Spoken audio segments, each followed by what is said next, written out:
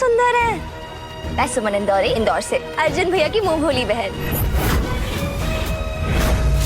सुमन Indori serial के episode में हमें काफी एक्साइटिंग ट्विस्ट और टर्न्स देखने को मिल रहा है। जी हाँ दोस्तों, आपको बता दूं कि फाइनली इस बार हमारे सुमन और तीत के सामने कृतिका की सच्चाई आ गई है। जी हाँ, कहानी में हमें देखने को मिलता है कि किस तरीके से यहाँ पर देविका जो है वो दोबारा से एक नई प्लानिंग प्लॉटिंग करती है और कृतिका के साथ मिलकर, और इस बार मौके का फायदा उठाते हुए देविका ने कृतिका को सुमन के कमरे में भेजा और वो कृतिका को समझा के भेजते कि भाई तुम तो पागल हो, अभी घर वालों को लगता है कि तुम्हारा दिमाग ठीक नहीं है, तो इसके आड़ में तुम जो कुछ भी कर सकती हो तुम कर सकती हो, वैसे भी कोई तुम्हें ब्लेम नहीं करेगा। और इसी चीज का फायदा उठाते हुए कृतिका पहुंच चुकी है सुमन के कमरे में सुमन को मारने के लिए। जी हाँ, आपको बता दूं कि यहाँ पर कृतिका मैडम जो है वो ब्लैक बेल्ट है कराटे में, और देविका उसे दिमाग देती है कि तुम उसके कमरे में जाओ, हाथ पैर तोड़ दो सुमन के। और अब हमें यहाँ पर ऐसा लग रहा था कि हो सकता है कि भाई कृतिका तो ब्लैक बेल्ट है, तो ये भी हो सकता है कि वो सुमन को सच में मारे। अब यहाँ पर सीन काफी ज्यादा मजेदार हो जाता है जब हमें देखने को मिलता है कि पहले हमारी सुमन जो है बेहद चालाकी के साथ कृतिका के मुंह से सारी सच्चाई उगलवा लेती है। आपको तो पता ही है कि कृतिका दिमाग से सच में बेवकूफ है, और